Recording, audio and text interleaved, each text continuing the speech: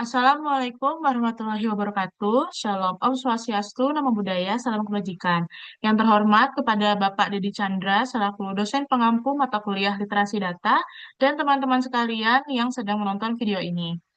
Perkenalkan, kami dari kelompok 10 yang akan mempresentasikan penelitian sederhana kami yang berjudul Pengaruh Penggunaan Media Sosial Terhadap Produktivitas Belajar Mahasiswa, studi kasus pada mahasiswa Fakultas Ekonomi dan Bisnis Telkom University. Perkenalkan, saya Dina Amalia, selaku moderator pada presentasi kali ini, dan teman-teman kelompok sekalian dipersilahkan untuk memperkenalkan diri masing-masing. Perkenalkan, nama saya Tiara Maharani Hanifah. Perkenalkan, nama saya Devina Dewi Harsanti. Perkenalkan, nama saya Muhammad Akhtar. Perkenalkan, nama saya Mela Festinara Krismiadi. Perkenalkan, nama saya Putri Dian Ananda Alianja. Perkenalkan, nama saya Nur Aini. Baik, boleh di next.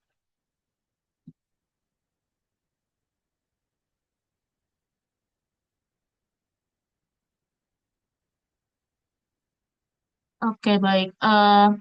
Presentasi kali ini kita akan membahas terkait ringkasan, pendahuluan, rancangan penelitian, prosedur penelitian, statistik deskriptif, metode analisis, hasil analisis, kesimpulan, dan diskusi. Untuk materi yang pertama, saya persilakan kepada Putri. Baik, untuk ringkasan dan penelitian ini yaitu menganalisis hubungan antara intensitas dan pola penggunaan media sosial dengan konsentrasi, manajemen waktu, dan kualitas pembelajaran mahasiswa dengan metode yaitu survei kuesioner pada 101 mahasiswa angkatan dari 2022 sampai 2024 dengan hasil yang pertama yaitu 86,2% mahasiswa menggunakan media sosial lebih dari 3 jam per hari. TikTok terbanyak yaitu 57,4%. Yang kedua, pengaruh signifikan pada konsentrasi dengan P sama dengan 0,00 dan kualitas pembelajaran P sama dengan 0,035. Yang ketiga adalah 65,3% merasa terbantu untuk belajar, tapi 62,4% mengaku terganggu dalam menyelesaikan tugas. Kesimpulan pada penelitian kami yaitu media sosial bersifat dua sisi, yaitu bisa membantu atau menghambat produktivitas belajar tergantung cara penggunaannya. Boleh di next? Kita masuk ke dalam pendahuluan. Yang pertama itu masalah yang akan dibahas. Yang pertama, menggunakan media sosial semakin tinggi di kalangan mahasiswa. Namun, dampaknya terhadap produktivitas belajar masih diperdebatkan. Yang kedua, apakah media sosial lebih banyak membantu atau mengganggu proses pembelajaran? Dan yang kedua, solusi yang kita dapati yaitu yang pertama, mahasiswa adalah aktif media sosial dan digital. Dan yang kedua, perlu pemahaman mengenai bagaimana intensitas dan pola penggunaan media sosial berpengaruh terhadap konsentrasi, waktu belajar, dan efektivitas menyelesaikan tugas akademik.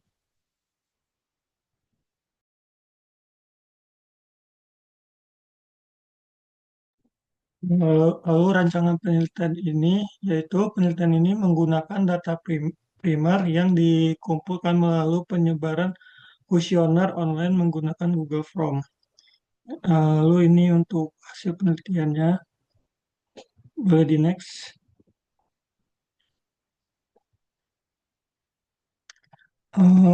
Lalu prosedur penelitiannya itu seluruh mahasiswa aktif dari Fakultas Ekonomi dan Bisnis Telkom University, program studi akuntansi, MBTI, dan LM dan Administrasi Bisnis angkatan 2022 sampai dengan 2024. Lalu jumlah sampelnya sebanyak 101 responden diperoleh melalui pengisian kuesioner. Distribusi respondennya yang pertama akuntansi 51 responden dengan 50,6%. Lalu ada MBTI 26 responden dengan 25,7%. LM 13 responden dengan 12,9%. Dan administrasi bisnis 11 responden dengan 10,9%. Untuk metode pengambilan sampelnya itu menggunakan metode purposive sampling. Berikut prosedur pengumpulan datanya. Yang pertama, menentukan populasi dan kriteria responden yang sesuai. Yang kedua, menyusun kuesioner terkait variabel yang diteliti dan pola penggunaan media sosial. Yang ketiga, menyebarkan kuesioner melalui platform komunikasi seperti WhatsApp, grup. Lalu yang keempat, mengumpulkan dan memverifikasi kuesioner untuk memastikan data valid dan lengkap. Yang kelima, melakukan proses input dan pengolahan data untuk analisis selanjutnya. Boleh di next. Oke, baik. Selanjutnya, bagian statistik deskriptif. Untuk data yang kami gunakan, yang pertama yaitu jenis kelamin. Dari diagram tersebut bisa kita lihat bahwa perempuan lebih mendominasi, yaitu 78,2% dibandingkan dengan laki-laki, yaitu 21,8%. Data yang kedua yaitu angkatan, kami mengambil 2022 sampai 2024, yang dimana terlihat jelas bahwa angkatan 2022 lebih mendominasi dibandingkan dengan angkatan yang lainnya. Boleh di next? Dan yang ketiga, data program studi. Seperti studi kasus kami, yaitu Fakultas Ekonomi dan Bisnis, kami mengambil seluruh jurusan yang ada di FEB, Telkom University. Lalu pada diagram terlihat jelas bahwa prodi akuntansi lebih mendominasi, yaitu 50,5%, lalu diikuti dengan MBTI 25,7%, dan diikuti oleh LM dan administrasi bisnis. Data yang keempat yaitu IPK saat ini, kami mengambil range dari kurang dari 2,50 sampai dengan lebih dari 3,50. Dalam diagram tersebut terlihat jelas bahwa eh, IPK lebih dari 3,50 lebih mendominasi dibandingkan dengan IPK yang lain. Boleh di next? Lalu data yang kelima yaitu intensitas penggunaan media sosial. Kami mempertanyakan seberapa sering Anda mengakses media sosial lebih dari 3 jam sehari. Dari data tersebut menunjukkan bahwa mayoritas mahasiswa menggunakan media sosial dengan intensitas tinggi setiap harinya, atau mahasiswa mengakses media sosial lebih dari 3 jam sehari. Lalu data yang keenam, jenis platform media sosial, kami mengambil platform Instagram, TikTok, Twitter atau X, YouTube, dan WhatsApp. Dari data tersebut menunjukkan bahwa TikTok menjadi platform media sosial yang paling populer di kalangan mahasiswa FEB Telkom University. Next. Data yang ketujuh, penggunaan media sosial untuk akademik. Kami mempertanyakan seberapa sering Anda menggunakan media sosial untuk mencari informasi akademik. Dari data tersebut menunjukkan bahwa media sosial cukup berperan dalam membantu mahasiswa mencari informasi akademik. Selanjutnya, data pola penggunaan media sosial. Data ini menunjukkan bahwa kebiasaan membuka media sosial saat mengerjakan tugas kuliah cukup umum di kalangan mahasiswa Fakultas Ekonomi dan Bisnis Telkom University. Next. Selanjutnya, data prestasi akademik. Data ini menunjukkan bahwa adanya persepsi beragam mengenai dampak media sosial pada prestasi akademik mahasiswa Fakultas Ekonomi dan Bisnis Telkom University. Yang ke-10, data manajemen waktu belajar. Data ini menunjukkan bahwa adanya kecenderungan bahwa penggunaan media sosial dapat berkontribusi pada penundaan belajar di kalangan mahasiswa Fakultas Ekonomi dan Bisnis Telkom University. Yang ke-11, data konsentrasi belajar. Data ini menunjukkan bahwa gangguan akibat media sosial saat belajar cukup umum dialami oleh mahasiswa Fakultas Ekonomi dan Bisnis Telkom University. Yang ke-12 yaitu data penyelesaian tugas. Data ini menunjukkan bahwa sebagian besar mahasiswa merasakan adanya pengaruh penggunaan media sosial terhadap kecepatan dalam menyelesaikan tugas kuliah. Lalu yang ke-13, data kualitas pembelajaran. Data ini menunjukkan bahwa media sosial dianggap cukup berperan positif dalam mendukung proses pembelajaran mahasiswa Fakultas Ekonomi dan Bisnis Telkom University. Selanjutnya ada metode analisis. Pada studi Pada studi kasus kali ini, kami menggunakan skala pengukuran ordinal dengan metode analisis uji chi-square.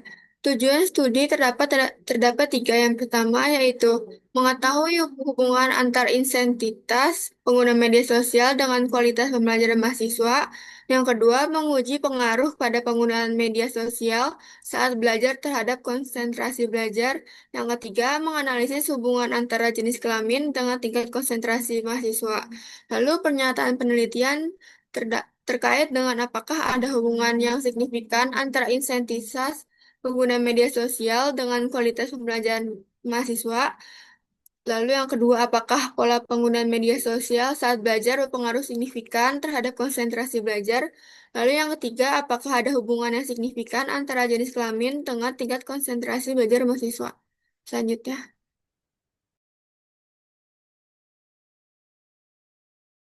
Lalu ada hasil analisis antara intensitas penggunaan media sosial dengan kualitas pembelajaran. Dari uji chi-square didapat nilai P sebesar 0,035.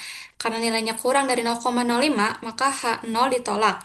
Artinya, ada hubungan yang signifikan antara intensitas penggunaan media sosial dengan kualitas pembelajaran mahasiswa. Boleh di next.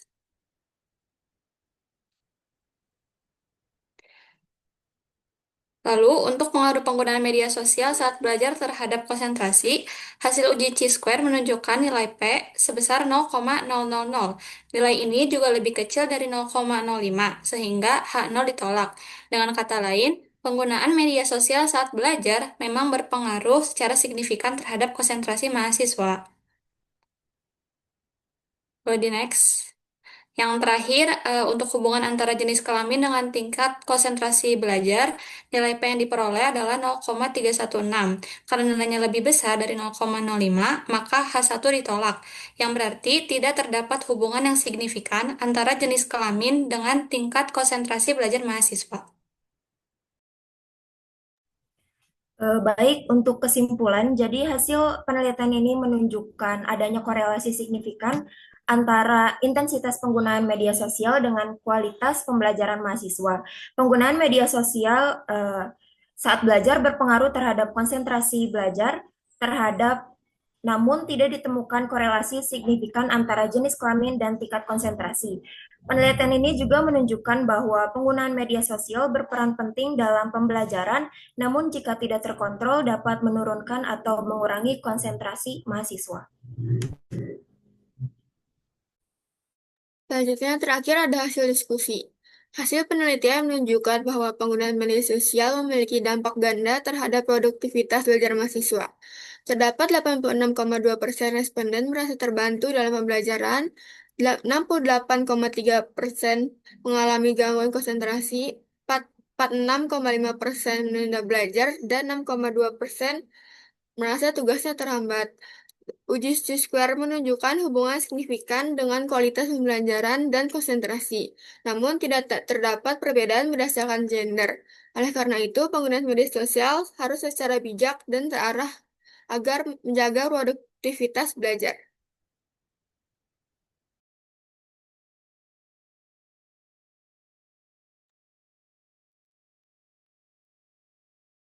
Baik, itu saja presentasi penelitian sederhana kami. Kurang lebihnya mohon maaf. Wassalamualaikum warahmatullahi wabarakatuh.